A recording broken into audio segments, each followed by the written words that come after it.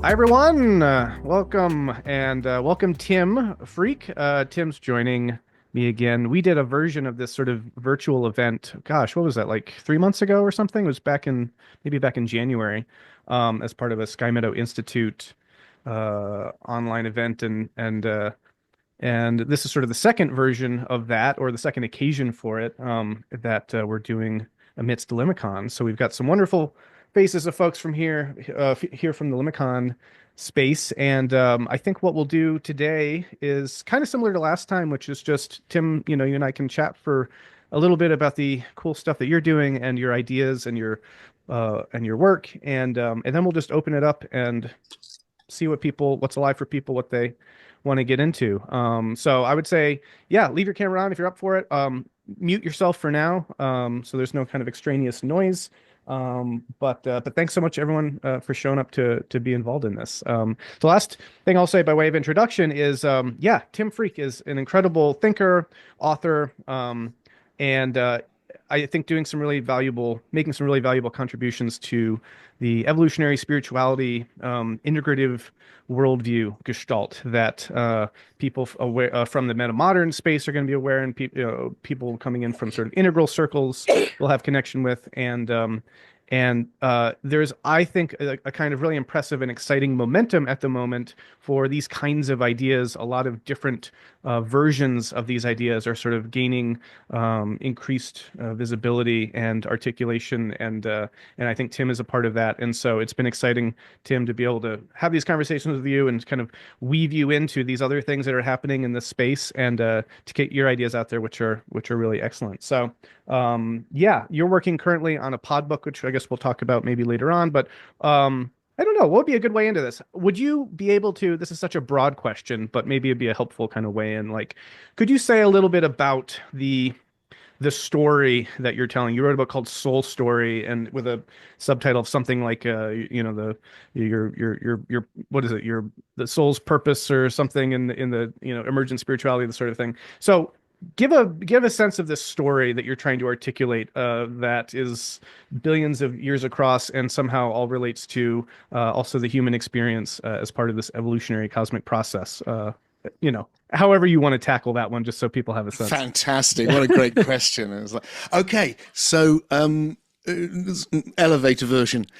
What I'm exploring is the idea that what reality is a process. That's the modern idea that's come from the understanding that the universe is a process, an evolutionary process that has come from the simplest thing you can possibly imagine, the undifferentiated, what in spirituality often is called the one, that the one is being differentiated, which is what information is, the differentiation of the one into all of these different levels of system that we have, so that the one is differentiated. I think the ontological basement, as Paul Davies, the physicist, calls it, which is a great phrase, I love that, is actually information. It's just can only be understood with mathematics. It's information that's giving rise to a level we study with physics, that's giving rise to a level we study with biology, and then that's leading to this other level we're experiencing right now as the psyche, which we experience as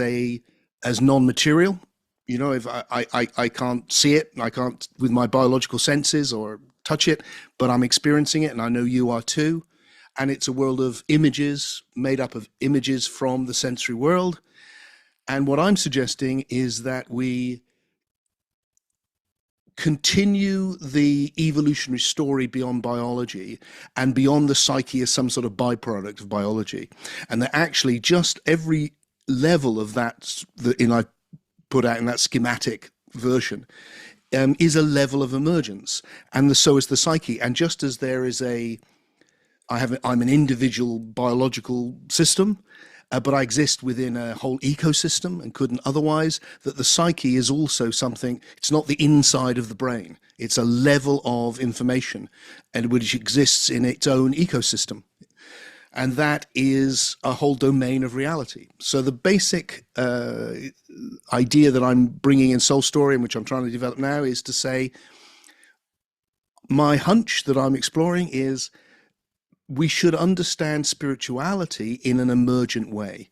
That spirituality, all the books I've written on the old traditions, really all of them see it as something supernatural, outside of the natural. We've fallen from the natural. This is an illusion we've fallen into, all of that stuff. Whereas what I'm exploring is, what if everything that has any form, any qualities, is part of this one process of becoming? And spirituality is actually the most emergent level, or is the study of the most emergent level of that one process of becoming. And that we can understand key spiritual ideas, such as there being some greater being, not as something which is outside the system, but which is the most emergent level of the system. And we can understand things like the survival of death, not as something which means we're really outside the system, but as part of the evolutionary system. So that spirituality is emergent, and that we can bring together physics, biology, or the mathematics with spirituality, because they're all addressing the one process of becoming. Yeah, that's a good summary. Thanks. And so, yeah, your framing of that is, there's a lot of profound alignment in ideas that I'm exploring in my own work and find really helpful for this, because I'm really interested in the continuities and the discontinuities that you see across the cosmic evolutionary process, and to situate the human experience as a part of that. And not just a part, but actually, in some ways, kind of the leading edge part of that. And when we see the world from the lens of complexity, then we see that we're actually engaging in a kind of information processing that is in a sense, the most emergent kind of leading edge of this process. And one question that comes up is sort of, so if that's sort of the architecture of this, what would you say is sort of like, what does it mean, right? Why is this unfolding in this direction? Is there a particular pattern of the way that this is unfolded that's suggestive of some kind of teleology to the process, some goal or aim that it's directed towards, or how do you think about that question? I don't think so. I think if we head off into the idea of there being a telos, something it's trying to reach or anything like that, we're back into the old mythical mindset, which puts something at the beginning. Whereas what I'm playing with is nothing at the beginning, undifferentiated, no intentions, no teloses, no needing to know itself, no potentiality as something, but one, not one something, just one, something which is undifferentiated, and that this is a genuinely creative process, so that it doesn't know where it's going. But we can see, I think, the emergence of purpose or goals. So I think there's goals now, for sure. One of the things which fascinates me is to go, well, if the whole thing is one process of evolution, what's the mechanics that stays the same? Because, obviously the evolution of the physical universe isn't Darwinian. It's not to do with throwing up new biological species and all of that. It's and natural selection is like, so what's the thing which stays the same? And this is the best I've got down to it, Brendan, which is to go, well, I think it's the three words I've ended up with is passivity, creativity, and sustainability, which means really, look, my ontology, my way of seeing what reality is to suggest that the universe is like a learning AI, to use a modern analogy carefully, because it's not an AI, but nevertheless, to use it carefully, to go, it's an autodidactic or self-teaching universe. And it does that by the accumulation of what's formed. So everything that's become is. And that past is setting up the patterns that repeat. So everything, it's not just the laws of nature, everything which is a repetitive pattern. And I call that passivity. So that's the one thing. These patterns are setting up. But because... Go on, I just have to mute. Thank you. Because this is a genuinely creative process, those patterns are probabilistic. So, patterns that are well established, like the physical patterns, they will repeat pretty much accurately. Whereas me as a pattern, you don't know what I'm going to say next. It's much, much more creative. So you can see that what's moved it all forward is repeating the past in a new way. And that's what I see in every moment. Repeats the past in a new way. Repeats. So all of the different systems are in slightly different relationships, which creates newness. And all of the and complex systems, like you said, for us, it's constantly changing within the system. So that's it. That's the passivity, the past, the creativity, the unknown, the future, the fact that this moment is the forming. And then it's what keeps a particular system going? Well, that it can sustain its relationship. Every system is that oneness differentiated into a system in relationship with all other systems. And if it can sustain that relationship, then it will continue. So there, I think, is what that there in that idea of, I think, homeoresis, the continuation of a process, like homeostasis is the continuation of the thing. Homeoresis, that will become purpose. So that the physical systems that have survived are the ones that can sustain themselves. You know, like the first atoms couldn't sustain themselves; they didn't last very long, and then they worked out how to do that, and now they sustain themselves. And then through to biology, obviously the same. It's the species that can sustain itself will continue, and that becomes biological purpose, where you can really talk about purpose, or a telos, which is to survive. And because no system can survive for very long, reproduce and let the species survive. And then when you're going to go on to the level of ideation and the psyche, then you've got the articulation of ideational purpose, and then you're into the potentiality for spiritual purpose, which I think exists. So, long answer to a deep question, which is, I don't think there is somewhere it's heading for, but there is now somewhere it's heading for.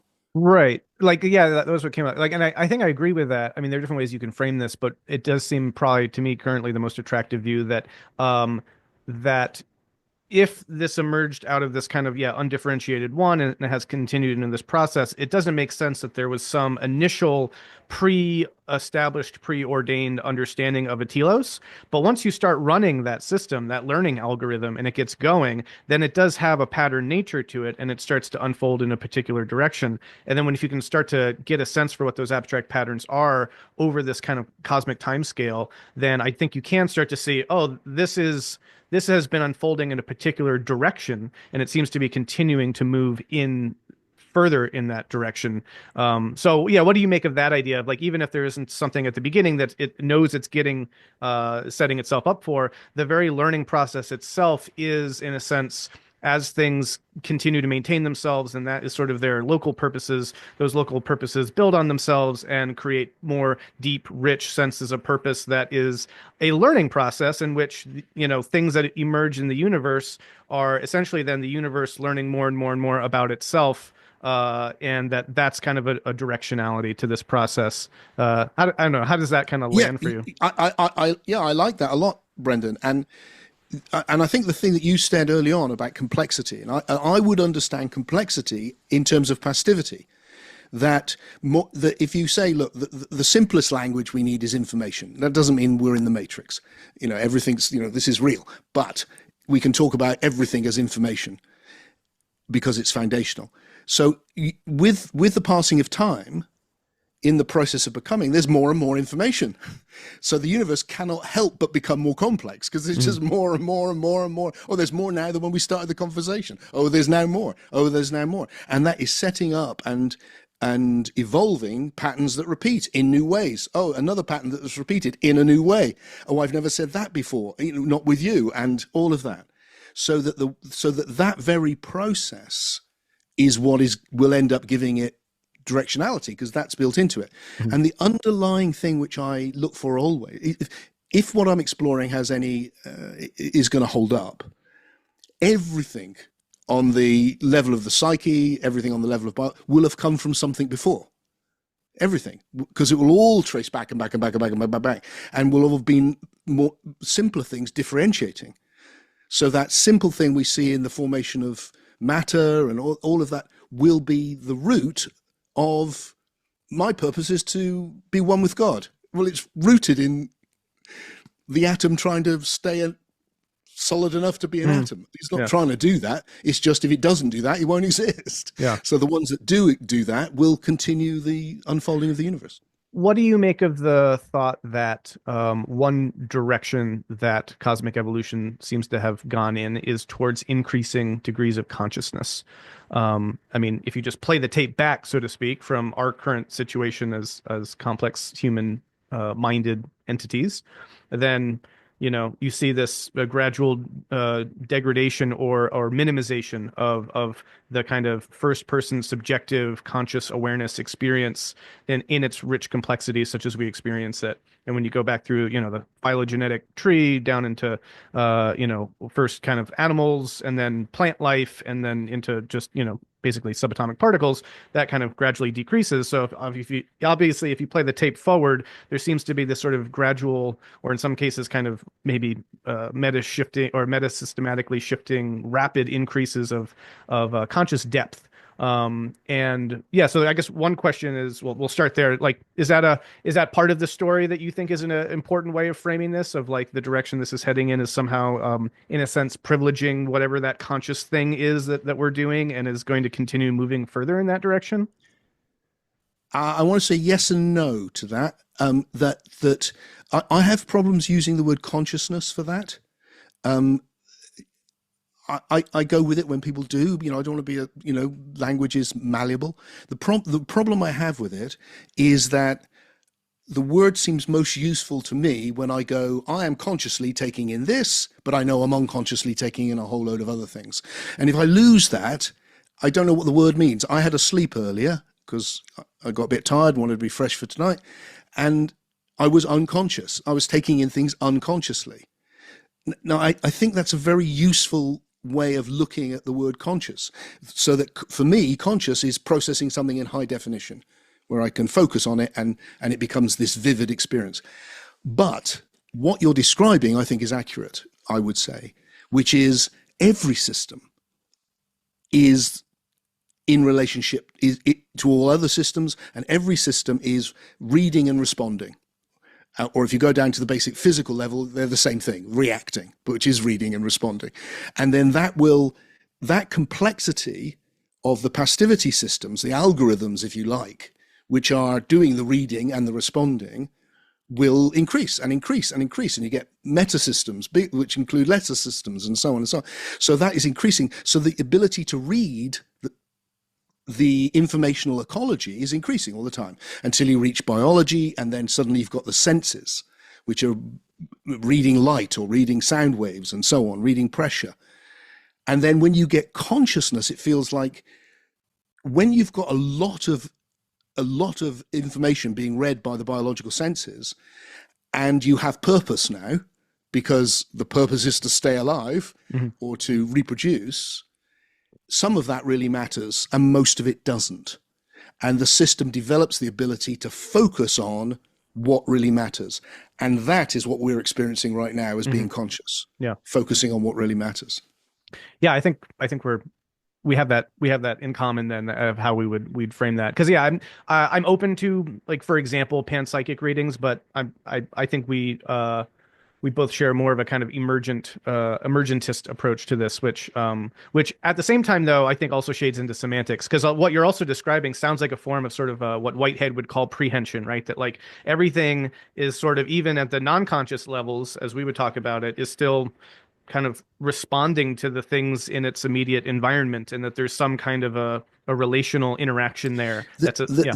Sorry, Brent, I just want to pick up because I think what you're saying is exactly right. So I think the key thing for me would be to go, not what the problem I have with when people go down the panpsychic route is just by the name. It's the idea that there's a little bit of psyche or soul in everything. And it's like, I don't even know what that would mean, because I experience the psyche right now, and it's a world of images. How could there be a little bit of world of images inside an atom? It's like, what do you, that doesn't mean anything. And so that feels like, no, that's not right. And I also feel like people try and, or I have problems with the idea that somehow these atoms know themselves in some way. Because it feels that when I'm unconscious, I don't know myself. and it's only when I'm conscious. And so that this ability to know yourself for a system to know, is really quite a late development in biology. And it starts with knowing yourself on a physical level, and you can see systems have to do that to survive, and then has Mhm. emerged until we can know ourselves on these levels of psyche and soul. Yeah. So with all of those caveats, then yes, I think Yeah. there's a common Yeah, no, I think common view. I think yeah, I share that that way of talking about that. And okay, well, so I have maybe a couple more questions, then we'll open this up for Correct. other folks to come on in. But yeah, so then you mentioned briefly, okay, maybe all of this beginning is some, undifferentiated, one singularity and unfolding in this kind of complexifying process. But as you mentioned or hinted at, this is that maybe your orientation or goal or something is unification with the divine or something, unity with God or something. So talk about that side of the equation, 14 billion years as best we know presently, and who knows what the numbers will reveal as we refine our models. But let's say 14 billion years of cosmic complexification leading to this moment. Where do you kind of see that going in the sense of, yeah, these notions of I don't know, some divine future for the psyche or the soul? Yeah, that's a great place to take it to, Brendan, because that helps me get across what's really motivating me, which is I have been experiencing states which get called awakening or God since I was very young, and they made a huge impression on me, which is why I ended up giving my life to it and writing far too many books on all of these spiritual traditions. But the thing which I've struggled with as I got older and became more reflective was the idea that there was this being outside or this being at the beginning just didn't make any sense for me. And without wishing to go into all the details, it's just the classic things, the problem of evil. I don't think there's an answer to that. It's like what I experience when I experience God. It's a difficult word, but let's just use it. It's a traditional word. Something more, a great mind, more than me, a big heart, that beautiful, loving, oh my God, beautiful, ecstatic thing that you can touch. And I don't experience it, that's how I experience it. But if it's at the beginning, I think that God is a mean monster and stupid. And really, because the level of suffering that is built into existence is horrendous. And I don't think there's any way around that. And he doesn't know what he's doing. I mean, there's 5 complete extinctions, for heaven's sake. What sort of God goes, oh, let's try again? It's like, this is not how I experience this great intelligence. So all of that turns around for me. And it's a kind of a Copernicus shift, really, of going, maybe that greater being that I'm in love with isn't at the beginning, because what's at the beginning is nothing. Maybe it's the highest level of emergence. Maybe this is where it's now going, which is why when you touch these higher states of emergence, it feels so amazing because they're the highest states of emergence. Also, why it feels so real, because when you touch, my experience of entering those states, this is more real. Now, what does that mean? It doesn't mean anything, does it? It's a stupid thing to say. But the reason I end up feeling it is because it's the most emergent level. And what I'm exploring is the idea that just as on the biological level, in the most incredible way, all of these individual cells have come together, trillions of them, to form Tim as a biological being. A communion of cells has come together to form a greater system, and that in a comparable, different but comparable way, I wonder whether what's happening on the level of the psyche's just Greek for soul, if anyone doesn't realize that, they're the same word, this level of soul or psyche, that individual psyches are coming into communion to form a super psyche, a super system, and that's what we experience as God, a greater intelligence, more emergent, very beautiful, very benevolent. And there's 2 things about that I'll just end with because they're important to me.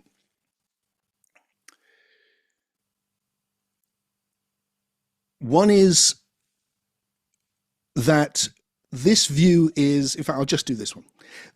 The there's a lot of the supernatural religious traditions, which I think we're leaving behind, have the idea that this is an illusion, you're in the way, the self is a problem, get rid of all that, and you can get home like a drop to the ocean. You're back to the original source.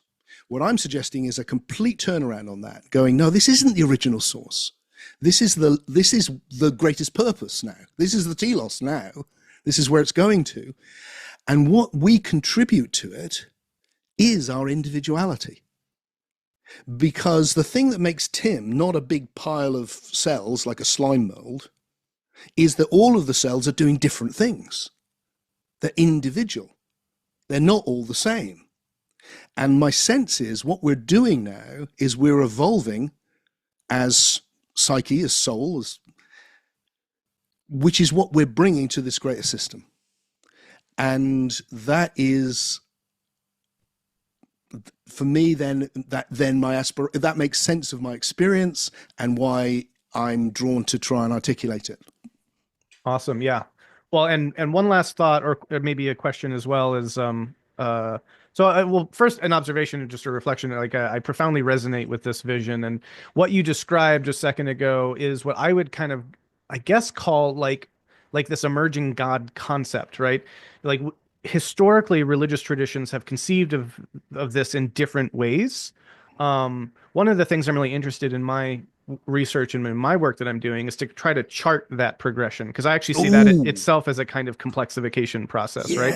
So what you're articulating, I see as this leading edge, conception of the divine that in itself has a passivity that's building on the earlier versions of God concepts and notions of the sacred and the divine, and this is sort of that leading edge notion. And so that's a very fascinating notion to me as well. Then again, also because we are collectively contributing to the networking and the kind of emergent development of this psychic entity that we're relating to in divine form.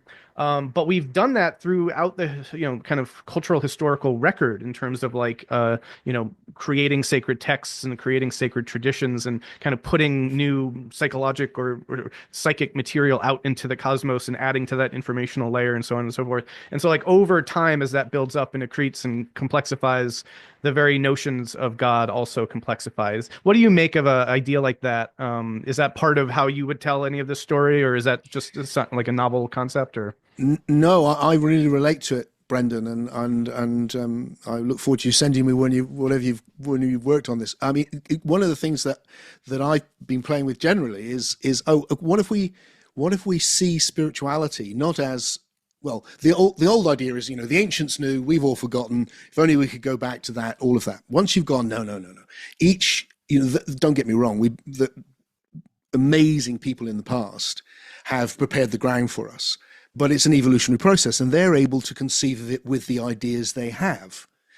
But by looking at the evolution of spirituality generally, I think we can see the evolution of what I call the imaginos, the psychoecology.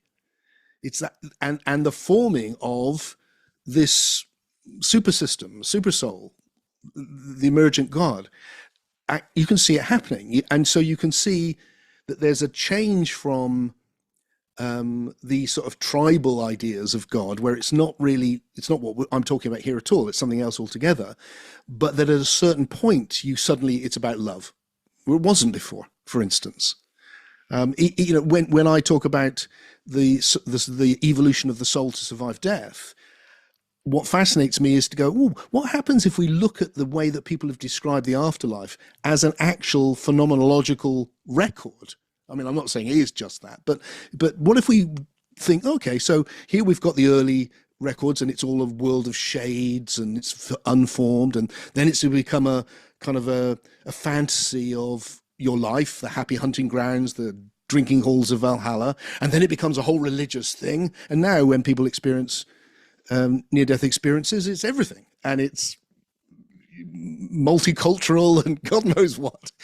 And you can either just dismiss that, if you want, as just obviously just fantasy, or you can go, maybe this is actually telling us about the evolution of the imaginal realm, which is a level of reality, and not to be dismissed in the slightest, because it's the most emergent level of reality. Yeah, that's one layer of your thought that I found the most kind of certainly the most novel contribution to this space. I mean, there are a lot of things you're contributing that are really really valuable and novel, but that one for me in particular is sort of like, ooh, that's a very juicy idea. Okay, well, I think we've set up enough of a scaffold here so that well, one, if there's anyone in the group right now who has never heard of Tim Freak, now they have, and now they have a sense of what you're bringing to the table here. But yeah, we can start to open this up and see if anyone wants to ask Tim a question, dive into any of the stuff that we've brought up so far, raise some new questions or ideas, and generally just jam a bit on notions of emergent evolutionary spirituality, etc. So go ahead if you want to ask a question. Just raise your hand, and I'll call on you, and I guess I'll spotlight you too, if you don't mind. If you don't want to be spotlighted, I guess just mention that, and then you won't show up on the screen. But yeah, go ahead and raise your hand if you want to jump into any of this stuff. And I guess if I don't see any hand raises, we'll continue to chat amongst ourselves. So we'll just wait for one of those to pop up. So go ahead and do that. But I was gonna say, yeah, for me, like the way I think about this is that precisely in those terms of the continuity of this stuff is the continuation of the process you're already describing of the meanings that have emerged as basically, yeah, through that kind of natural process of selection of beings striving to maintain themselves. Through that very kind of process is the means by which meaning deepens and emerges, and by ultimately, means by which the concepts of God move from, kind of maybe more small and parochial, but then develop into these more rich, elaborate, tapestries of ideas. And so, for me, that deep continuity that can, in a sense, be traced all the way back from my sense of meaning, or maybe the experiences or glimpses or peeks into that divine state, that there's sort of a thread that connects that all the way back to, in a sense, everything that's ever been, and that's a very, I don't know, very profound concept. So I want to throw that out there. I'm not seeing, by the way, any hands, so I'm not sure if. Let me just make sure I'm not seeing them. Oh, there's okay. There looks like there's lots of very I can't read any of them because we're too busy talking. But there looks Yeah, like there there's have been been questions in the lots of chat. wonderful comments heading into the. Well, let's. I do see Bree raised her hand. Let's go to you. Let me see if I can spotlight you too. Add spotlight. There you go. Go ahead. Yeah, awesome. So thank y'all so much for this conversation. I thought it was really, really fascinating. One of the things that came up for me, as y'all were talking was this idea of emergent spirituality not being just limited to human intelligences, right? So one of the things that I was thinking of was either universal intelligences, like, aliens on other planets, or just other emergent structures that are larger than planets themselves, but also non-human intelligences here on Earth, right? So one of the things that I was thinking of were, groups of orcas, or, groups of elephants and things like that. And I was wondering if you can shed some light on that as well. Thanks. Well, great question. Yeah.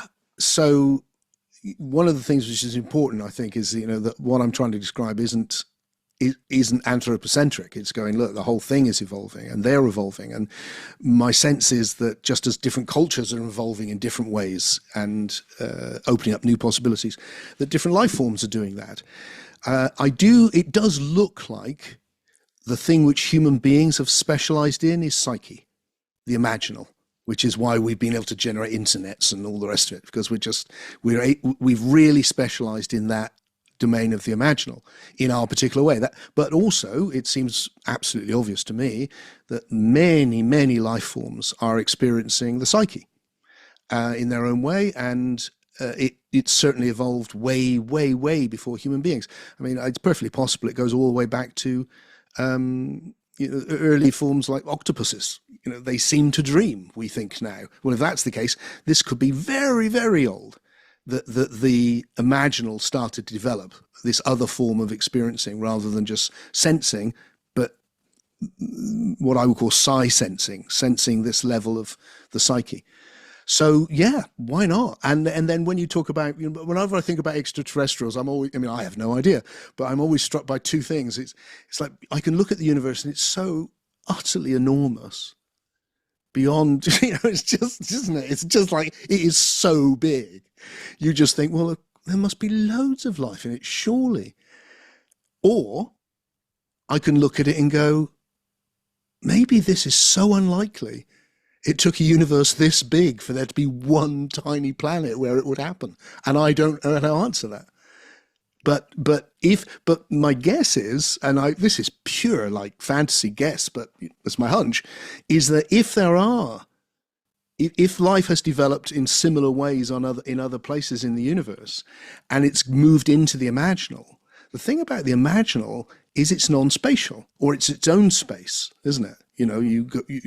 It's not in this space, and everything's fluid in it. So, and I think there's been a famous writer whose name escapes me at the moment who's explored this in science fiction. But it's the idea that if we are going to communicate with other levels, it will probably be in the imaginal, because if they've arrived in it too, we're kind of connected. It's a bit like I'm here a long way away from you, but I can sense, oh, we can actually connect, even because my psyche and your psyche, they're not in space.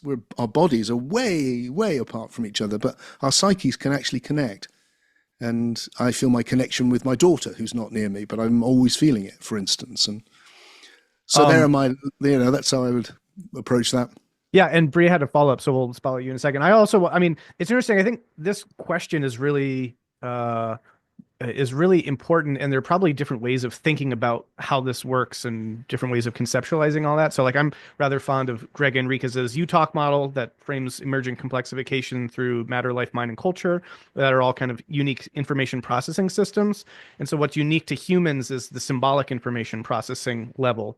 And so in that sense, if you're going to have emergent phenomena that are using, in some ways, that kind of uniquely human symbolic information processing system, then whatever that emergent, spiritual, godlike stuff that shows up in that space is going to be, in a sense, of a different sort than maybe what animals are processing amongst themselves. But that doesn't mean that there aren't their own forms of emergent complexity that are showing up for collective, organisms in their own way. And there's sort of like potentially different paths. But anyway, that's just one maybe way of trying to conceptualize of some of those like differences between the uniquely human psyche and how it operates versus other animals and all that. I just wanted to name that. But go ahead, Bree. Did you want to ask a follow-up question?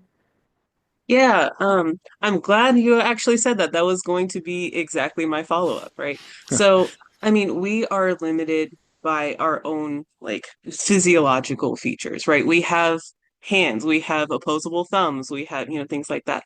Um, Whereas elephants and octopi and, or octopuses, sorry, whoops, um, and like orcas and things like that, they don't have those physiological features. So my follow-up would have been something like, how would we as human beings, measure those kinds of indications for emergent spirituality, especially for things that don't look exactly like us? I think Brendan kind of said something like that, but I would love to hear some other input as well. Yeah, excellent question again. What the thing which you seem to hint at, I think, when you started speaking the first time, was that way in which you can see the kind of communion, the coming together to form something greater in a herd, or we have the most spectacular murmurations near me, and I just love it. You see, and it's the speed and it's like they become one thing, or with orcas or whatever. So yeah, there seems to be a whole load of stuff going on for them, which is similar in a different way. Yeah. And who knows? I mean, genuinely, who knows what happens? How does it feel? There is a way, I would assume it feels to be part of a murmuration. Hmm. And how's that different from when you're just flying around on your own? And then suddenly you're like, whoa, and is there a commonality that emerges from that? Why not? Could well be. Yeah. Durkheim, the sociologist, had a term that I love, which is collective effervescence, which is that emergent thing that you get and you got to wonder if like sparrows feel that or something when they're in a murmuration in their own form. We've got a number of hands raised, which is really great. So we'll go first Ben, then James, then Dustin, then Daryl. But before we do that, Maggie did have a question, which I'm just going to read because I didn't want to be on camera. Curious about the idea of the hill from the telepathy tapes. I don't know if you've checked those out, Tim, where nonverbal autistic children can convene and communicate across space. Is that an example of collective emergent psyche soul? Yes, I think so. I have not looked into that because I've just been so busy, but I've been aware of it in the background. But part of what I'm exploring is that, yes, I think we can start to understand all sorts of psychic phenomena in a realistic way because once we understand the psyche as a whole level of emergence and that it has its own ecosystem. The other thing which I haven't really touched on, I'll try and do it quickly, is I want to suggest that the best way of understanding the psyche is as a sense, that we've learned to read our environment with light and with pressure and with sound waves. And that was the way. And then what's happened is we've been able to turn that focused attention, consciousness, the system has turned it on itself. Now, this has happened, as we said, way, way, way before human beings. But it's like a sense. We're now sensing our own passivity systems. And so I talk about it as biosensing and psi-sensing, but all of it is reading and responding. All of it is ways the system is sensing what exists. Just like I can see myself, I can see my passivity. Now, once it's just reading information, not light or sound, but just information, the way that your passivity is structured, it seems to me that we're evolving the ability to read anything, so that it expands out from just reading the system reading itself, and now the system is able to read all sorts, actually, but it's a very new sense. So some people are really good at it here, but not very many. Some are good at there, and that's what memory is. Memory is the ability to read the past, which is why it's so horrendously unreliable, because it's something it's sensing, it's psi-sensing, and why I'm intrigued by that is because a question that I ask myself, which seems to get very rarely asked, is how do we have spiritual experiences? How is it possible? You can't sense the oneness of everything, so how do you experience it? Well, I think you psi-sense it. You can't sense God, you can't see God or touch, but you can psi-sense it. And so I think seeing the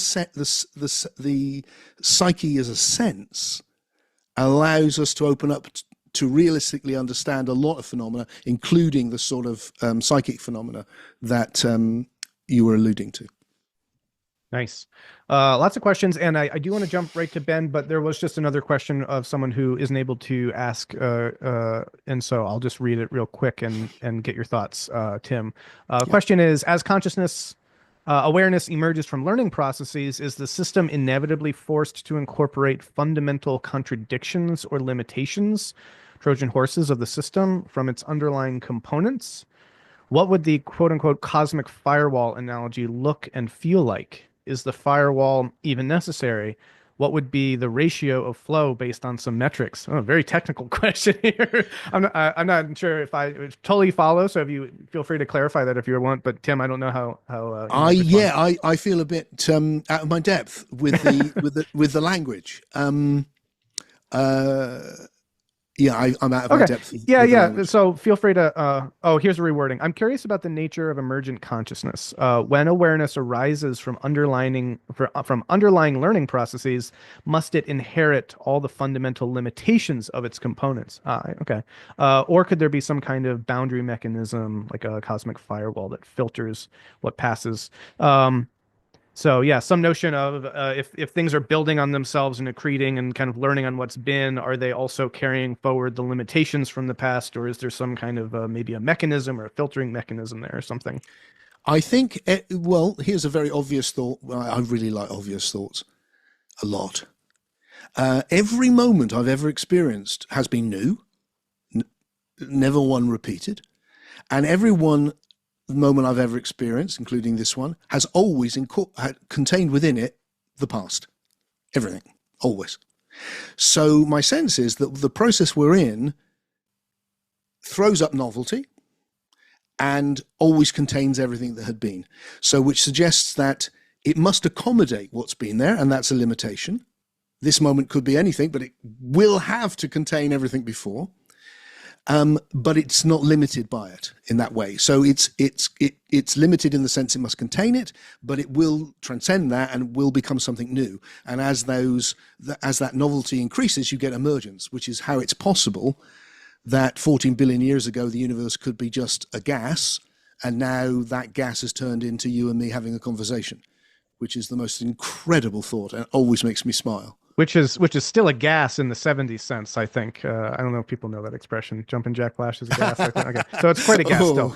I don't even know what that was a throwback to. I can't even. It's before my time. Anyway, let's go to Ben It was in because my time. thanks for your patience, Ben. Go ahead and ask your. Oh, let me spotlight you. Actually, where'd you go? You disappeared. Hi, Ben. Here we go. All right. Yeah, I think that was a Rolling Stones lyric. It was. Peter Frampton too, I think, right? Didn't he? Or at least did a cover of it. Anyway. Oh yeah. Oh yeah. Let's see. I love this. This is really great. This is very meta modern too. I'd be curious Tim's thoughts on the meta modern movement. But my question is, rolling the tape forwards, kind of, saying, all right, given all of this, I work on a lot of civic action things and kind of gauging what a person's narrative and then what that means for what to do to like apply yourself to the meta crisis, try to get all beings to enlightenment, get life rafts because the Titanic's going down. Like, I'm curious examples of what would constitute worthwhile action in a time like this. Because it's definitely not everything. There's some things that you could do that would be negligent or harmful in a time like this. But I'll always go back to like a distribution of like better and worse worthwhile things to be doing with the time that you have here. And so with this kind of a framework, this kind of like a sense of things, rolling the tape forwards to like, okay, what does that mean for me? Like what to do? And there's certain openness. It's not just one thing, but I'd be curious your thoughts on how to use this all of this to inform. Okay, what to do now? What is the thing to do? Do I get enlightened? Do I help other people do enlightenment? Do I just try to solve meta crisis related problems? And so, yeah, hopefully that. Yeah, I'd be curious about your thoughts on that. Wow, another great question. Yeah. So I think a lot about this. So, all right, this is the way I'm going to respond. Hope it's any good. Every system is reading and responding all the way through, including me. And so I feel like, well, I am responsible for where I can respond. And that means my life, which is right here with my wife, my kids, my people, my environment, my work, talking to you. This is me. And you're Ben, and you have your own unique network of relationships with the universe. And then it feels like, oh, okay, so what I have found is that how I read and respond is very state dependent. So that if my psyche is coming from a very kind of narrow place or very closed place, I don't read very well and I don't respond very well. But when I come into what I call when I come into communion with the bigger system, let's say, I come into these more awake states, my ability to read and respond is massively increased. So my underlying thing, which is worth doing, is, Tim, do your best as you can, given that you're an evolving thing, to come into these more emergent states where the best of you, the more emergent aspects of you are operating, and then respond from there with the understanding that that doesn't mean it'll be perfect or anything like that, but it does, but so that I need to have an open ideational system where I'm able to learn, because it's not a closed system.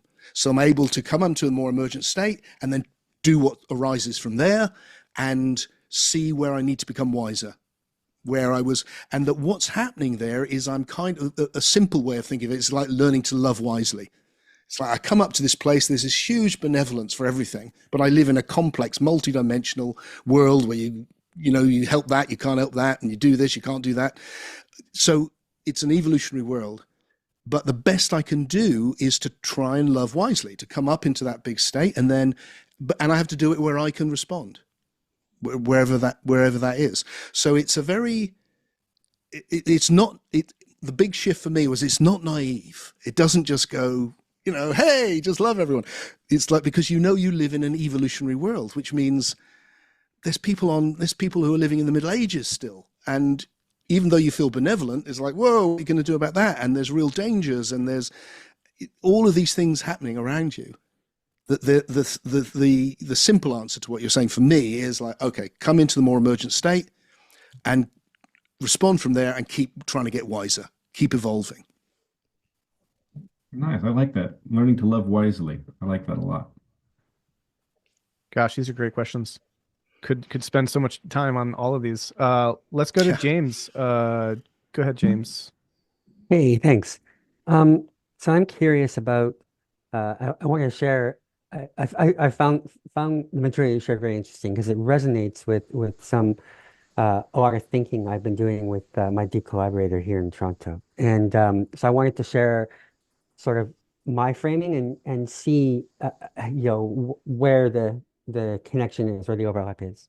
Um, so we often look at spirituality generally in terms of transcendence and immanence. And we really like this concept of self as God versus God as self, right?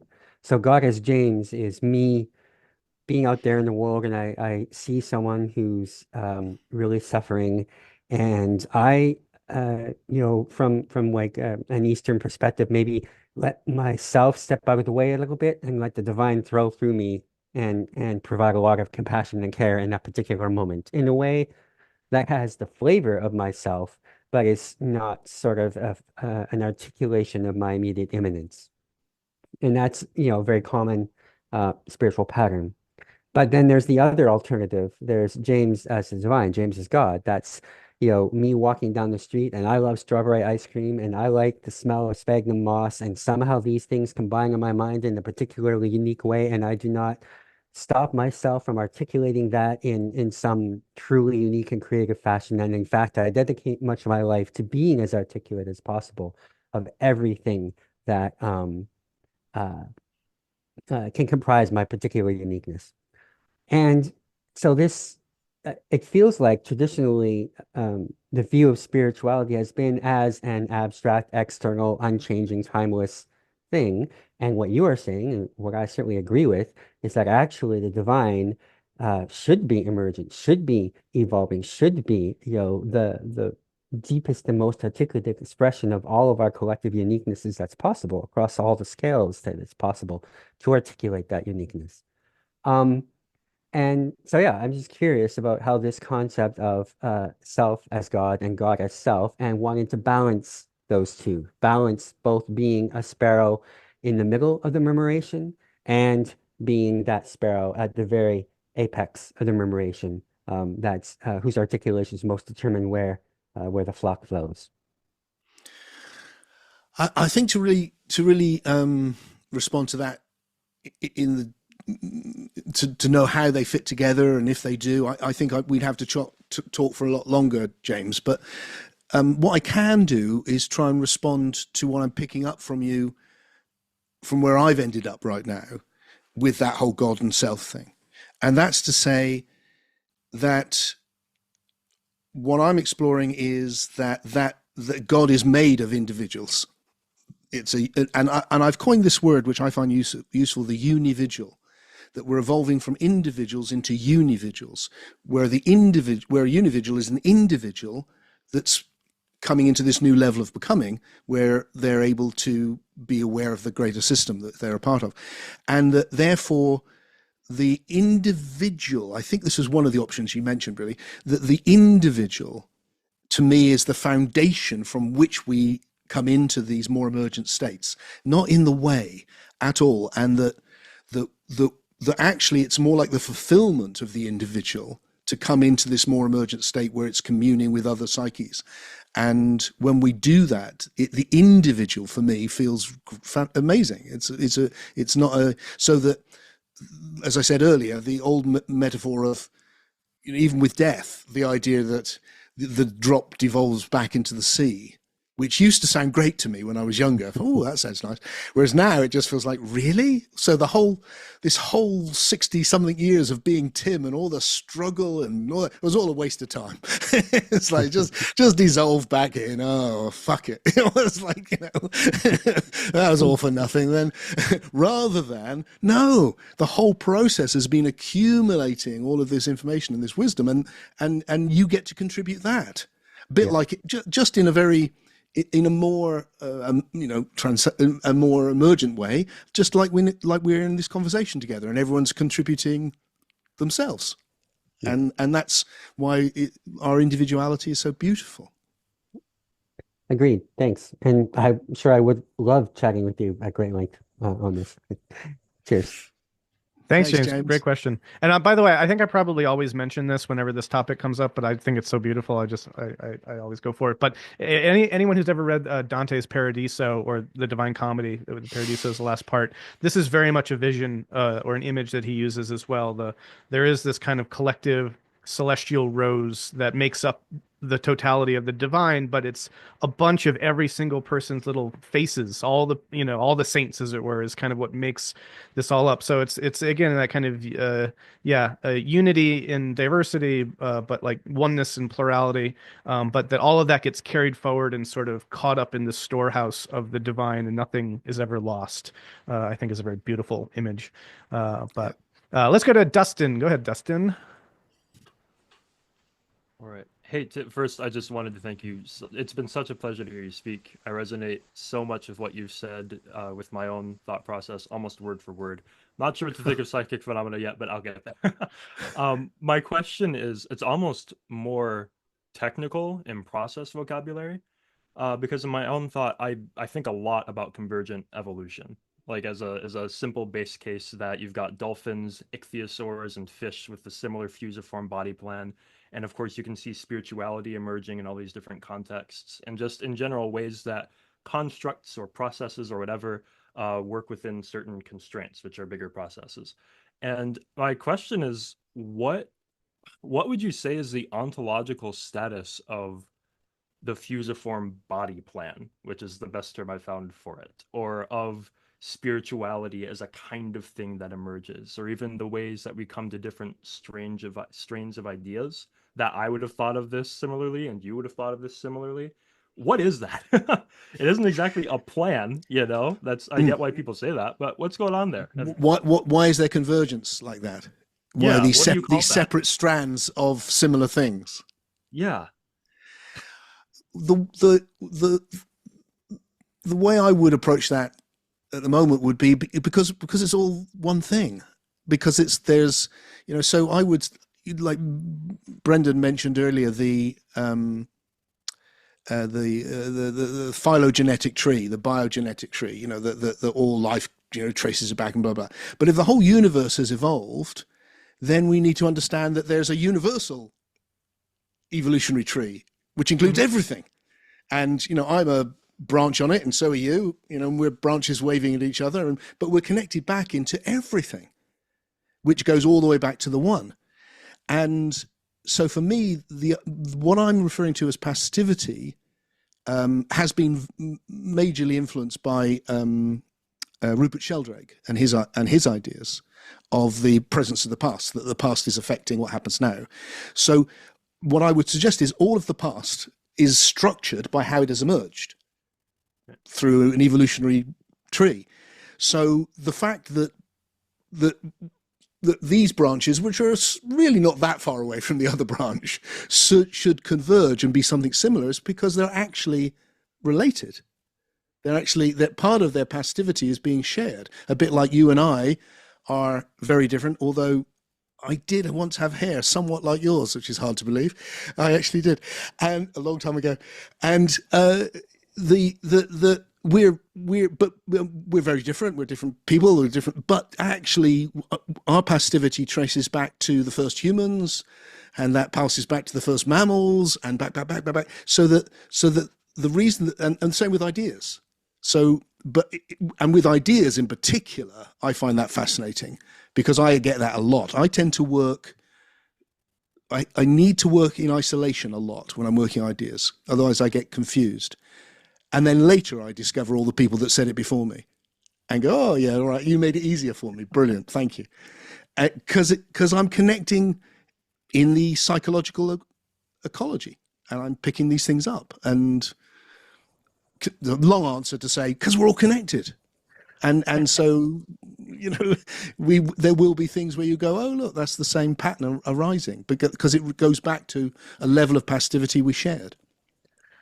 I also, just some quick thoughts on that too, is I think that's a super important phenomenon as well for many, many reasons, convergent evolution, because so much of, I don't know, for a long time, people have tended to dismiss as arbitrary whatever emerges in the world and the meanings that we make of it, and as being maybe radically subjective or just radically socially constructed or whatever.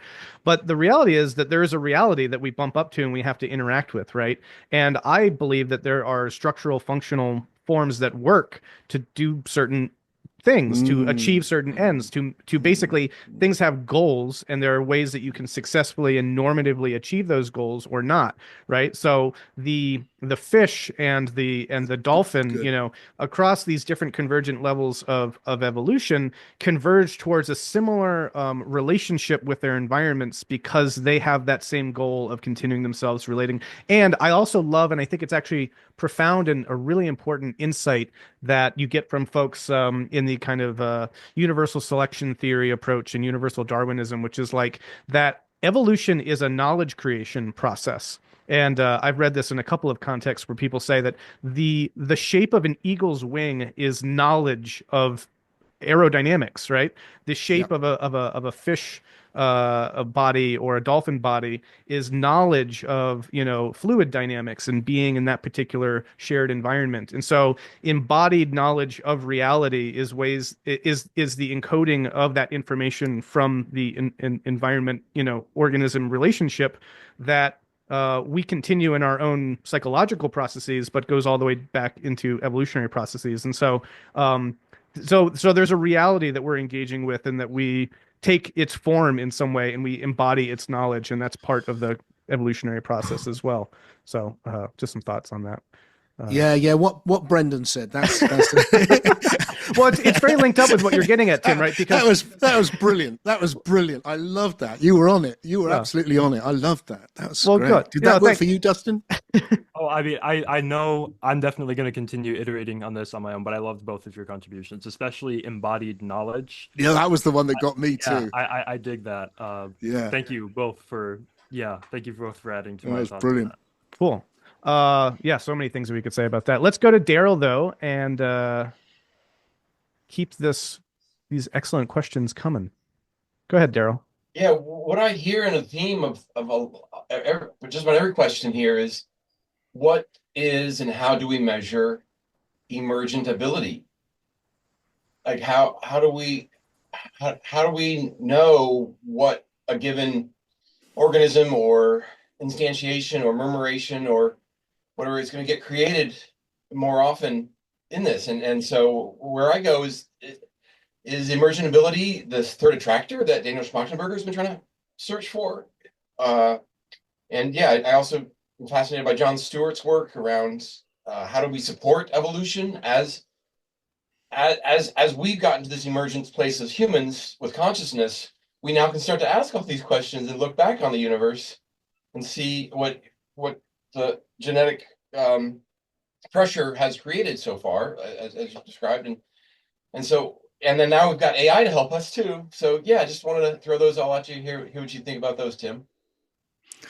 Well, yeah, I'm not sure I've got much to add to it, Daryl, but I mean, I agree. I think we're, how do we measure these things? And I mean, one of the things is to just to be clear, because people use the word emergent in lots of ways, and that's fine. It's a word. And what I mean by it is something very simple. What I mean is something new that exists but couldn't exist without this before it. And something which exists and builds on in some significant way what existed before and couldn't have existed without that thing that came before. And that process of emergence. And then in terms of how we measure anything, it always feels like then you need a criteria. Then you need to go, what's the criteria we're actually measuring, which makes it better or worse? And that all depends on the thing. And then there's some things which it's very hard to imagine how we would measure it, like the idea of what does a bird experience when it's on its own, and then how is it different when it's in a murmuration. I have no idea how we've worked that out, but observation, perhaps we can get some sense of it. Maybe the thing I was talking about, I mean, I don't want to get too fanciful here, but I do think we can sense with our sense, with the psyche, and that you can genuinely pick up things about other people, about the natural world. And as long as you don't fall into the common mistake that people make with psychic phenomena of thinking that it's somehow infallible, which it definitely is not. It's just another sense, and that you need to treat it carefully and with, you need to be open to getting it wrong. But if you do that, I think you can pick up a lot. You can interact with the world on that level. Well, this is what keeps it in the realm of spirituality, then. There is the mystic side of it. Mm-hmm. Yeah. Does that answer your question, Daryl, or any follow-ups? Or yeah, I continue to search on this realm, and glad to have fellow travelers with me here in this room. Awesome. Yeah, it is good to have fellow travelers, isn't it? All right, let's go to Matteo. Hi. Pleasure. Amazing. Thanks for your time here. This has been amazing.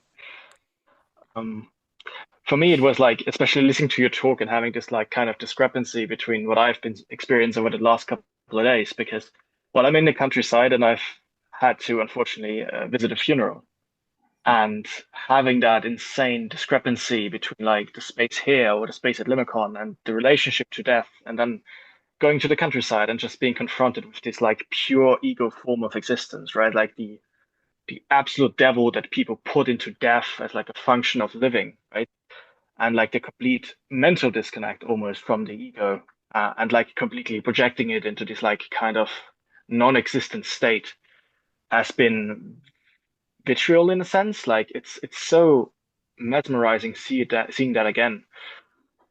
Yeah, and how much work we still have to do to like achieve some sort of elevation in most humans, because, well, this is like kind of the average that society has reached in a certain extent, right? Like kind of like, I don't know, like orange mind kind of perspective. And I also particularly love that you talked about like the fifth person perspective, so the divine, and like being in touch with it. And if I may add something to it, well, at least in my experience, from when I was able to even touch it, it was like a form of like extreme level of isolation, combination with like not having any sort of other line interaction with anything else, right? Just being with myself, just pure focus on my own intellect and my own thoughts, and then being able to truly like starting to touch it.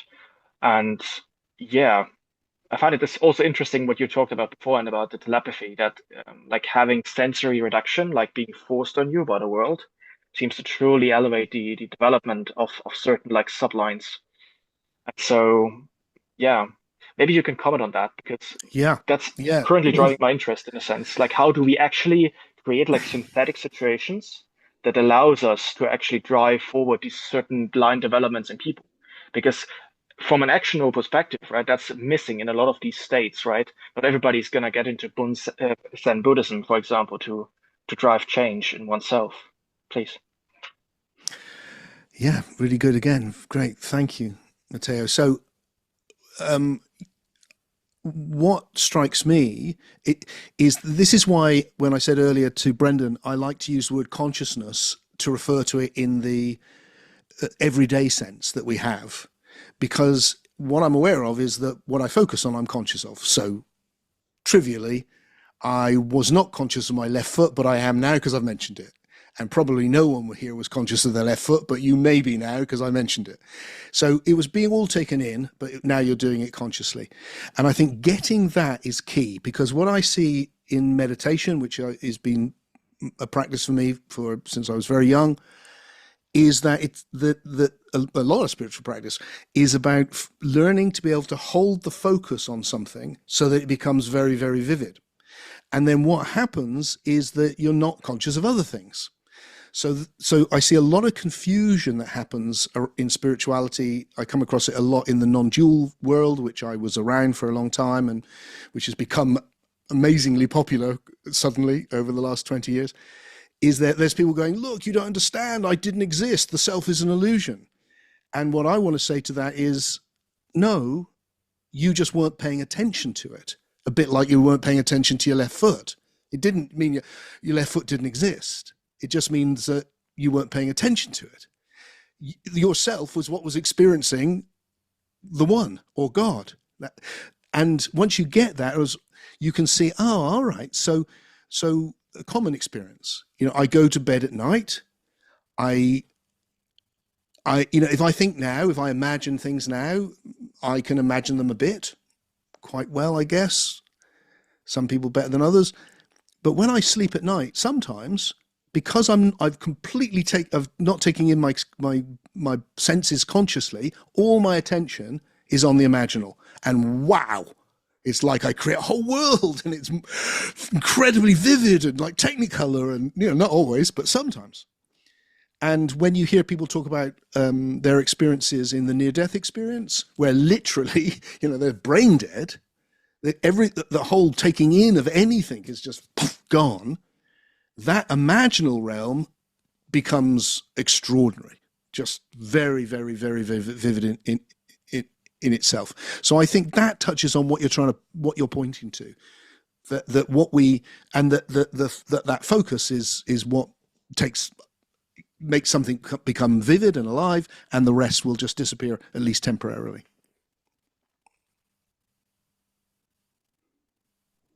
Feel like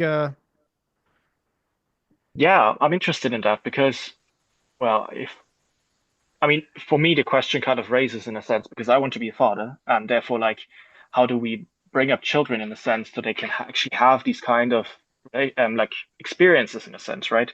Because, well, most like from what I've seen in my own like social bubble, where I live, there seems to be like a kind of coin flip that happens with people that are raised well. Like they have a lot more variance in a way because, well, in either case, they are just going to be spoiled morons, or on the other hand, they actually have a chance to like really elevate to an extremely high stage. Well, if you're like really worse off, you like don't really develop at all past the like modernistic layer, right? Like because material is all that matters, and material accumulation is all there is. And so I'm interested in like how, if you have a kid of that sort, right? Like where you have variance, what are certain actions you can actually take for them to become a more enlightened well-being? Of course, like having certain development in the parents, of course, matters, but how can we instill that? So kind of like purposefully inducing life-threatening situations, is that something that should be encouraged? Or like bringing them close to some sort of existential drama, is that really necessary? How can we synthesize that so that it's actually safe? So maybe that speaks to something in you. I don't know whether you have children. Well, I'm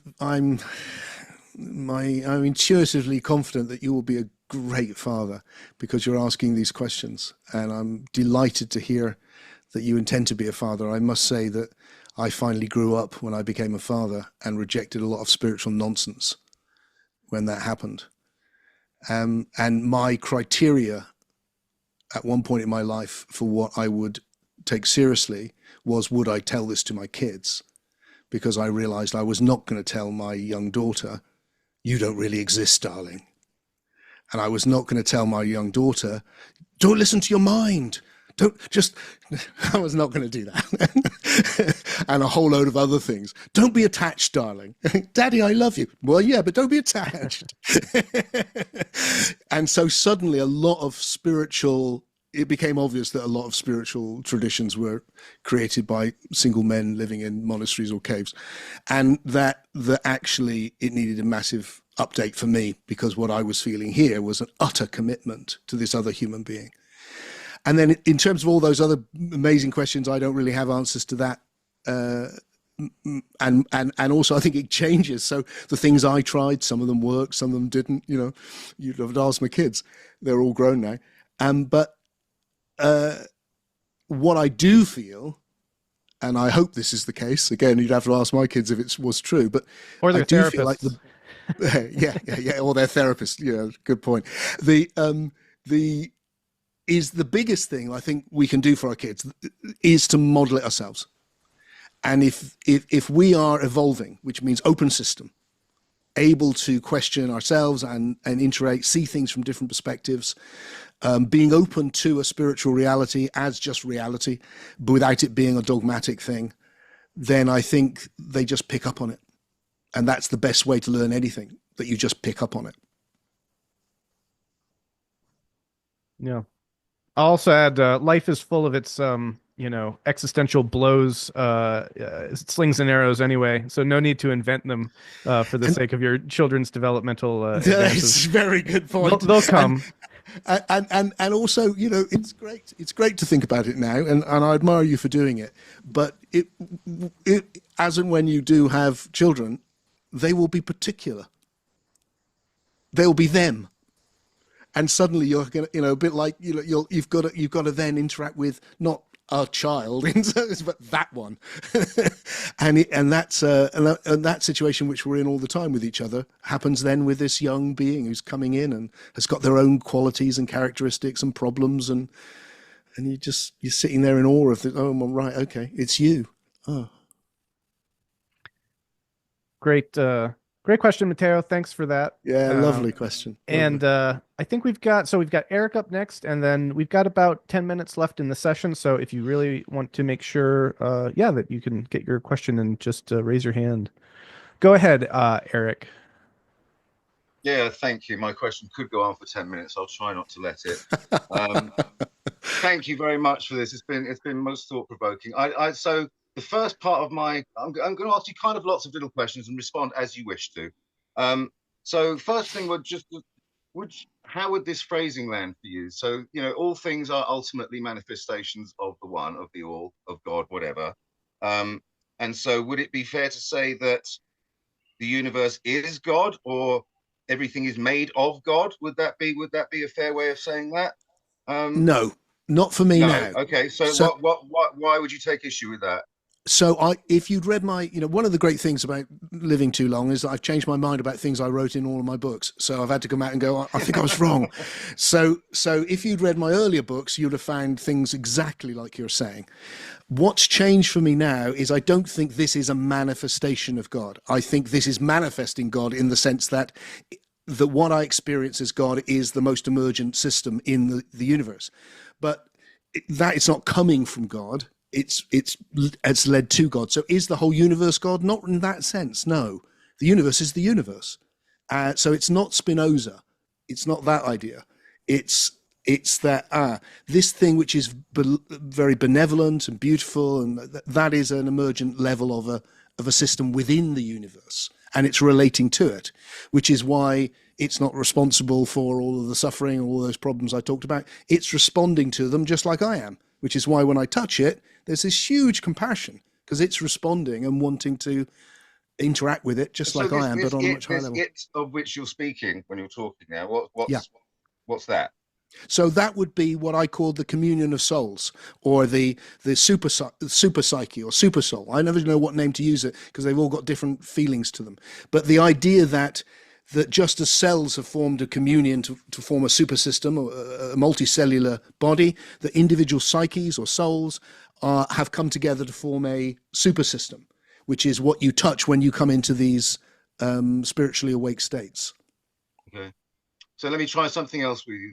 Okay. The universe or God, forgive me for interchanging these terms because I know you don't accept that. But no, that's all right. I mean, is always perfect and always in a state of perfecting.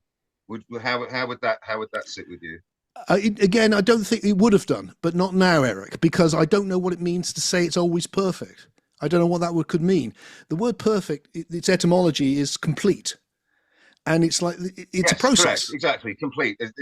I'm very happy with that as what I meant by the word perfect. Yes. So to me, it's like, well, it's not complete, because it's constant, because it's not a thing. It's a process. So it's a continually expanding process. It's never. See, this is the thing, because this feels like to me it leads to, and I'm not saying you're saying this, but I'm saying this could lead to. It's not enough. Right, it can always be better, right? Like it's not enough. It feels like it very easily leads to value judgments of insufficiency and not there yet. What's interesting about those two phrases is they're both descriptions of it, of a process of emergence, where they've got completely different feels, haven't they? Where you go, Yes. it could be better. That's a very like, yeah. And then it's not enough. It's like, ugh. And it's like, well, you could choose. Which one do you want to see? You know, for me, I'm a, it could be better sort of guy. It's like, this is, I can be better. It can be more. And then it is. And then it is. And that process of it could be more has got us from hydrogen to you and me having the conversation. And to me, this is more. So hallelujah. Yes, but also this, it can always be better, it can always be better, is a very seductive enticement to take us away from appreciating things as they are now, right? Being grateful for and appreciative of things as they are now. So I think what you're talking about there, I can really relate to, which is the nature of consciousness has formed, I'm suggesting, to let us process in high definition what really matters. And the biggest thing that really matters is generally danger, where it can be better, all of those things. So we go to those. And what that does, without a shadow of a doubt, is blind us to the fact that most things are fantastic all the time. And so having the learning and getting the wisdom to just sit down now and again regularly and just go, wow, and is a really wise thing to do. And ironically makes it better because, you know, you're able to, I can stop and appreciate, God, I'm so lucky. And look at this and these people and the sky is blue and you can come into just to, well, when I meditate, one of the things, the simplest thing is just be conscious of your breath and just go breathing. Wow. How amazing that feeling of, well, and so to have the wisdom to do that, but it doesn't, that adds to the whole process, and I think it's really important what you're pointing to. Could you indulge me in one final question? Of course. You spoke of the word consciousness and consciousness being, well, if I may put words in your mouth, that which you are aware of in this moment. Are you okay with that? Yeah, okay. Yeah. Are you okay? Yeah, I don't want to put words in your mouth. No, I appreciate them. And so and this has been something that's missing for me, much as I've appreciated and learned a lot from what you've had to say. Something that's been missing for me throughout is this notion of a primordial awareness, right? Like the always and already present, right? That which is immune from the process of evolution, that which, if anything, is forever involuting deeper and deeper into form, right? Like that. And that dimension of spirituality seems to have been entirely absent from your talk. Is that intentional? Because you seem to have somewhat rejected that aspect of spirituality. Yes. So again, if you went to any of my books before Soul Story, the one behind me, which was itself is forgive me for not being familiar with your work. No, Eric. I'm not expecting you to be remotely aware of my work. But all I'm pointing out is that once again, if you read in the earlier books, you would find exactly that. It's all arising in consciousness like a dream. That would be the fundamental. And what happened for me, Eric, on my journey, if I just condense it as fast as I can, is I wrote a book called Lucid Living, which I think is a great book. It's just wrong. And I was able to really try and condense the perennial philosophy, which I think is it's all consciousness and it's as arising like a dream and blah, blah, blah. And I got it so clear. I really did. And that eventually, a few years into that project, later after I'd released it, I started seeing what was wrong with it. And so where I've ended up now is going, look, there's no consciousness at the beginning. There's nothing at the beginning. That's the point. This is one process of becoming. And that emergence is you can't have this without this. So the idea that there's something which is conscious of what? What would it even mean to be consciousness?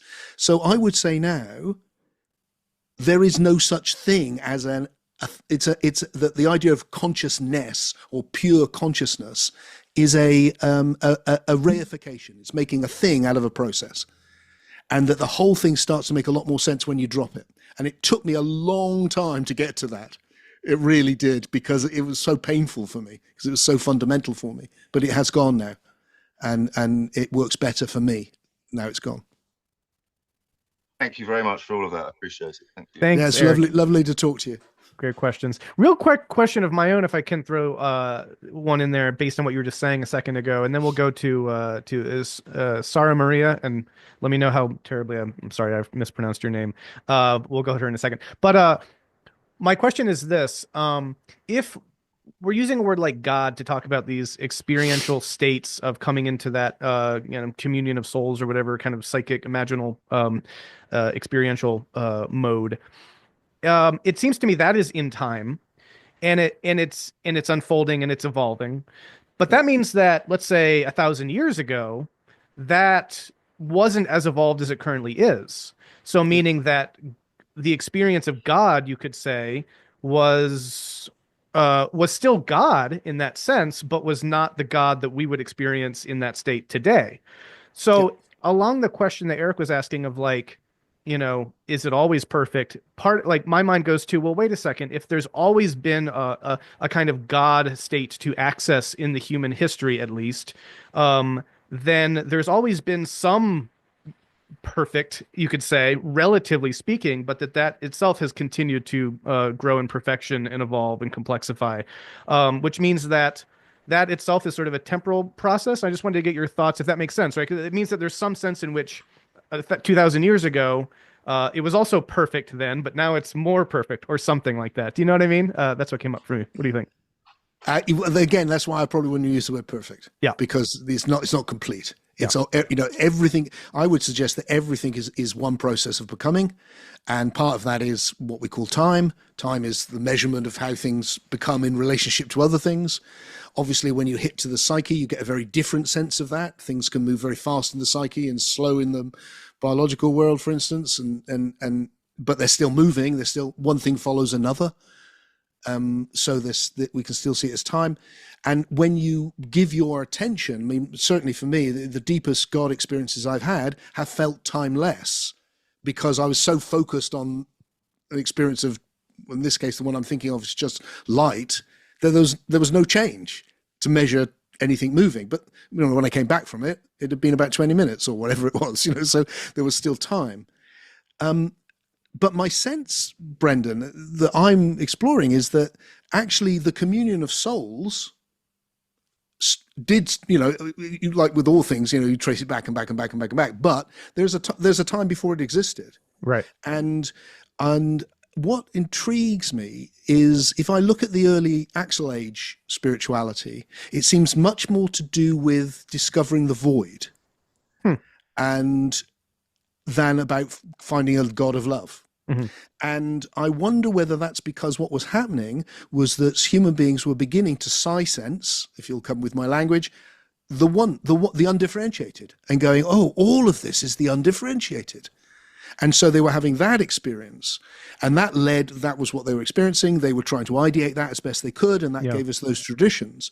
And then it was later that you started to get that by coming into that awareness of the one in differentiated, it was bringing together those psyches, and that was beginning to emerge as a super system. The word two or more are gathered and all of that.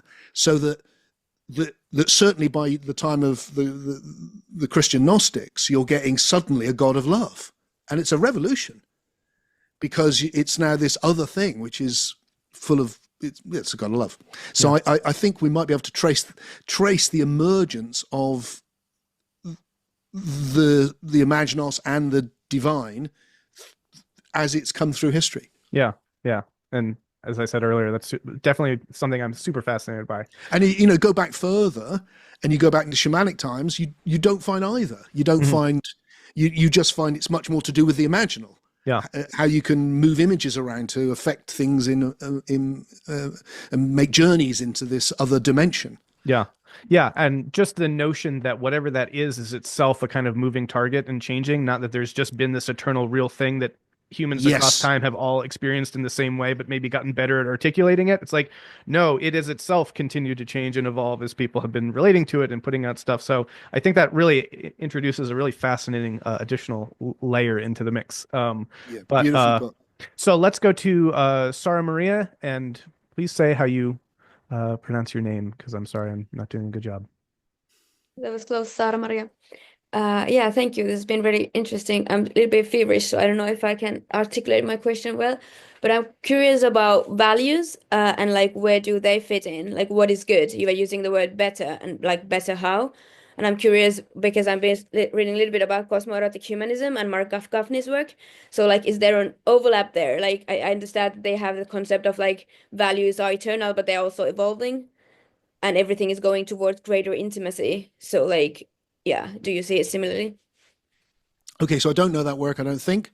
Um, I, but it sounds like I would relate to it because I do think values are evolving. So when I say something is better, that can always be according to a criteria. You know, is it the bird can fly better, or we can do this better? And then when you look at the most emergent level, just in terms of it's the latest, which is the psyche, and if I'm right, the super psyche, then that creates value because you become orientated towards it. So any value in that sense of an ethical value of good seems to come from a narrative. And our narratives we're constantly categorizing and putting into narratives existence. That's what we do when we read our environment, and that comes with values. So values have evolved and they continually evolve. And when I look back in history, I see them evolving. And you can see that what's of value for this culture is not valuable to us. We've moved on to another level, and individually. So what I've come to is I really value that benevolence that I feel and the wisdom to articulate it when I can touch it. That feels like of the greatest value to me. And that includes within it the value I feel to look after my children or do very straightforward human things is all part of that. So if that's what you're saying, that it evolves, then yeah, I think so.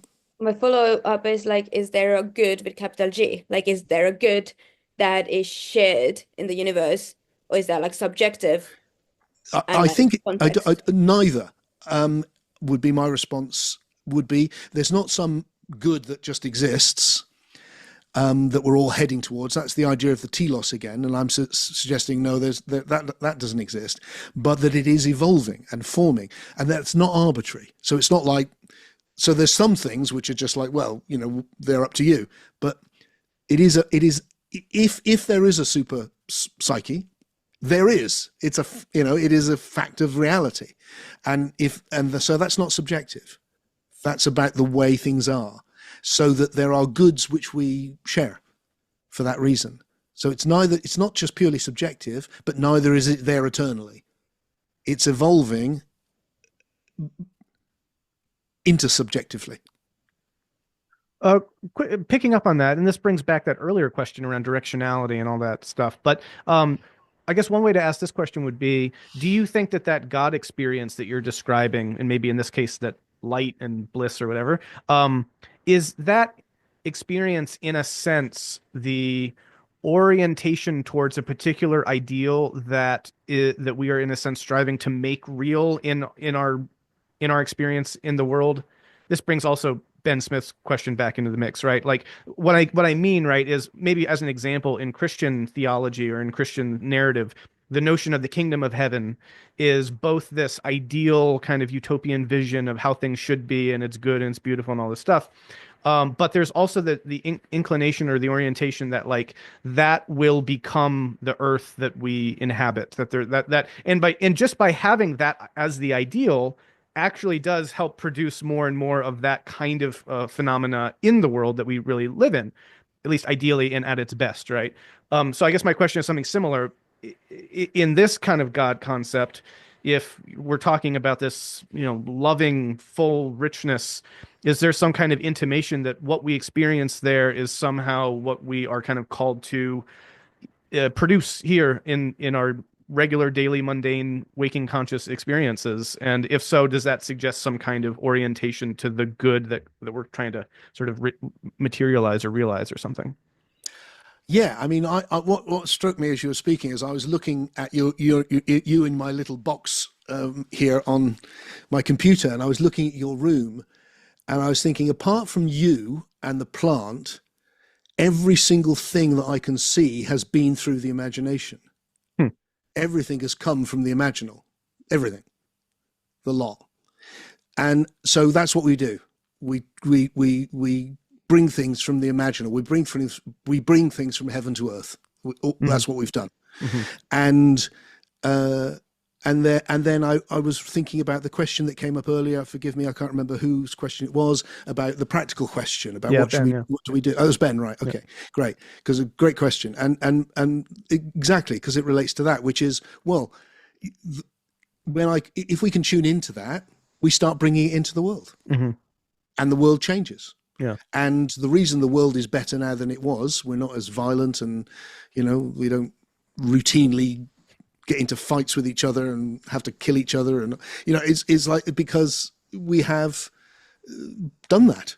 We've brought these higher qualities which we've come across in the imaginal too, and so that God thing, I think so. Long-winded way of saying yes. Yeah. Interesting.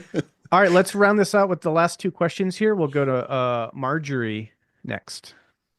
Hello. Hi, Marjorie. Hi, Tim. I'm familiar with you with an interview that you did at one point with Terry Patton. Yes. Terry. Yeah. Yes. And I came into the conversation late, so you may have already touched on this, but I respect the work of the late Michael Dowd. Are you familiar with him? No. He had something that he called he had an eco credo. And he says, reality is my God, evidence is my scripture, the epic of evolution is my creation story, ecology is my theology, integrity is my spiritual path, and fostering fidelity to our future is our mission. And he talked about how he was post-doom, that he was accepting that because of climate change and so forth, that the human species was likely to become extinct, and the world as we know it would be no more. But he was post-doom, so he was already past the grieving part of that and into the next reality as he saw it. And I guess since you're not familiar with him, I don't know if you can speak to that, but any thoughts about that? Well, I can't, apart from the things you read out were beautifully articulated. And to say, when I touch that super system, which is what has motivated me to do everything. When I touch God, let's use your language, I am optimistic. Yeah. I do not feel doom. I do not feel human beings are going to end. I do not feel any of those things. I feel that, no, we've come so far and there's so much further for us to go. And we just need to keep getting wiser and loving wisely. And I am concerned that the doom language can derail us from that. That's what. Yeah. So this would be post doom. That's what his thing was. Yes. Well, I'm definitely. I don't know if I'm post doom or just undoomed. Yeah, undoomed. Yeah. And I like when feels... you referred to the communion of souls. I'm familiar with that language through the work of Barbara Marx Hubbard, who was a futurist. Yeah. So thank you. I didn't know Barbara used that. That's interesting. Yeah, I mean, it's an old Christian term, actually, which I've kind of hijacked for a different purpose. In the Christian theology, you get the idea of the communion souls around God. And in my own process, one day I went, what if the communion of souls is God? And that was the change. Yeah. Thanks, Marjorie. Great. Thank you. Yeah, thank you. There's a beautiful painting by Alex Gray, by the way. I think it's called Collective Vision, and I think it's a great representation of the communion of souls. It creates a mandala structure out of all these sort of eyes coming together towards the center, and I it's kind of an image I like to use. He's got a exhibition, a moving exhibition in London at the moment. Oh, cool. With music, and that's one of the images, and it's the most trippy thing you've ever. You don't need to drop anything. You just need to go and look at the pictures. It's incredible. Yeah. All right, let's go to Loisel. It's Loisel. Hi. Sorry. Hi. Hello. Loisel here. Thank you so much for the space. I'm new to Limicon. I'm new to a lot of these concepts, so it's like a lot of the things I couldn't really wrap my head around because of the language, but I really like what you said, everything. The whole doom thing, actually a really good segue, because my friend, she is very much that, very dark. and she thinks the whole world is going to hell. And every time I hear her, I kind of grasp like, no, no, no, I feel that we're going somewhere, and it's a positive change and a positive evolution. How would you dumb it all down for me to, like, I guess it's an advice question, like how do I tell her that I feel it in my heart and my soul and my mind that it's going the right way? Yeah, I mean, it's such a hard thing because, I mean, somehow to encourage each other to have open systems so that we are always able to see other possibilities. And as long as we can do that, there's always an evolution of our way of ideating. And when we can't do that, we're stuck. And when people get stuck in one of those that's bad, you know, it is really, really hard, because you just want to just gently open it up somehow if you can. And it's another form of fundamentalism. It's just the same, really. And it has all the same drawbacks. And yeah, and it's a particularly sad one as well. But it's very linked to Christian fundamentalism, really, because that also has that idea that we're heading for the apocalypse and it's all going to end. And it's a new version of the same. One of the things that could maybe help is, you know, is just to look at history and go, oh my God, human beings have always thought we were in the end days. Always. It's just different versions of it. And that's not to dismiss genuine concerns, because we shouldn't do that. But it's just to realize, oh, we're prone to this. Yeah, it's just not beneficial, though, to be in that doom state, like you said. It's not. I want to really evolve. You got to be in that space to be able to open and accept that evolution. Yeah. You know, and it's always going to be trying to perfect or whatever that means. But sort of follow-up question, very totally different, derailing, but what is the role of art in all of this, right? Like, how can we utilize, anyway, that's a whole other thing that you can choose not to answer. Great questions. I was just listening to Brian Eno talking about exactly that question yesterday, because he's just written a book on it. So my advice on that question, read Brian Eno. There you go. Also, just because that question is very near and dear to my heart, two quick thoughts. One is that I studied apocalypticism in my biblical studies days, and you're absolutely right, Tim, that people have been thinking the world is going to end forever and ever and ever. Well, you know, it's exaggeration, but like, you know, you read stuff from 1200 or 1000 AD, and you had millennialist movements, and all the way back to the early Christian era, which was apocalyptic in its orientation. And as you say, that's, you know, like, we should, in a sense, probably always be concerned about our world ending, and therefore keeping up care and regard and trying to, perfect and improve at least our current systems. But if we let that apocalyptic mentality kind of take root in us and start to lead us into this reciprocal narrowing, we're actually going to be less able to improve the systems and less capable and open and that sort of a thing. So I think finding optimistic orientations to our situation and to the future, at least for me, has been really life-changing, because it's kind of flipping that script. And if you have a plot narrative where things are just going this way, it's going to affect everything you do and how you show up in the world. And being able to find compelling, attractive, meaningful, well-evidenced and well-based reasons for why we could see it moving in a different direction, I think has been, just for me personally, has been a really profound experience. But I also want to say real quick on the art front, to maybe just try to tie all this together real quick, is after studying ancient apocalypticism, I went on to study religion and the arts, because for me, art is the way forward for expressing this God concept that you're articulating, this story that needs to be told. And when we look back into the cultural evolutionary past, we have the rich treasury and storehouse of all these images and symbols and rituals from religions past, from stories past.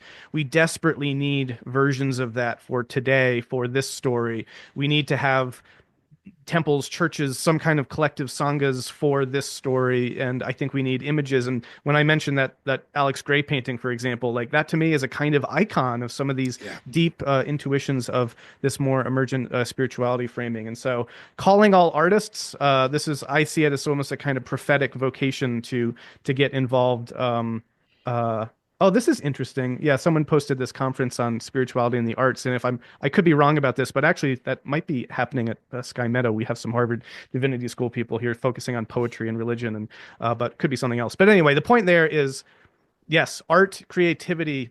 We live in this creative, evolving universe, and in a sense, the meaning, at least one meaning we can identify with and move forward, is to help give manifestation and shape to the emerging God in our current moment, which is like you can't ask for a more meaningful calling than that, and that takes creativity and people doing things and creating new systems and new images and new art and that sort of thing. So, yeah, a little pitch for that.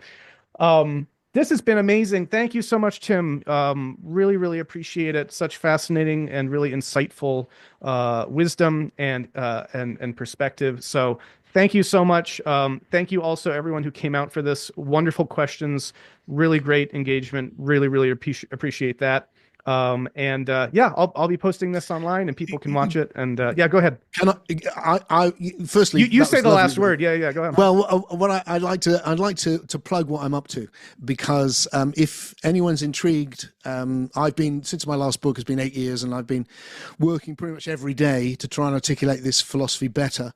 And the way that I'm going to do it this time is, I've done too many books. I'm going to do it as what I'm calling a pod book, which is the love child of a podcast and a book. So the same organization into chapters and ideas, get this, that you'd have in a book, but done spontaneously to camera and then given away free on YouTube or Spotify or wherever you get your podcasts. And it's been a very, very long journey, and it's reaching its conclusion. And I'm hoping for my 66th birthday in April that it will go live and it'll come out weekly. And if you are interested in knowing when that happens, so you can catch it on YouTube or whatever you want to catch it on, then just nip out to my website, timfreak.com. You have to spell freak, F-R-E-K-E, because it's a funny old name. And sign up to my newsletter, and you'll get a newsletter pop through once a week or once a fortnight, and it will tell you it's available, or there's a new chapter now, and you can actually engage systematically with what I'm exploring so that you can really get it. And then if you can really get it, you can really obviously evaluate it properly for yourself, and it'll go on for a while, so you know it's worth engaging with if you're interested. And then if you want to just talk with me about it, then I have an online group where we do exactly this every Sunday. It's like church, like Brendan was saying. We have church every Sunday. It's 7 o'clock. So it's a little bit, it would be just about starting now on a Sunday. We look at this experientially, like how can we actually experience this? And it blows me away what we can experience online. I would never have guessed it was possible, but we can. And we experience ideas and have questions and blah, blah, blah. And there's a lovely little community. So if you're interested in any of that, have a look on my website, and you can always contact me as well.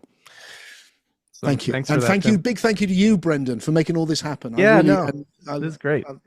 And we're also trying to get you out to Sky Meadow at some point, Tim, because I think trying to do some in-person things would be really lovely. So we'll keep hammering away and see if we can make that work at some point. But yes, and also I'll just make a pitch for that book behind you. I know that you mentioned that your thought has changed, so it's not the most up-to-date representation of your thinking at the moment. But Soul Story is a wonderful introduction to this, to these ideas, to Tim's presentation of this material. So. And incredibly accessible and super easy to read, and highly recommend. So super excited for your pod book coming out, Tim, and just to say it one more time, thank you so much. This was really a delight. Deeply appreciate you, everyone who showed up, and we'll be hopefully doing more things like this in the future too, including with Tim, hopefully. So stay tuned for that. But until then, Godspeed, everyone. Take care. Enjoy the rest of Limicon. Adios.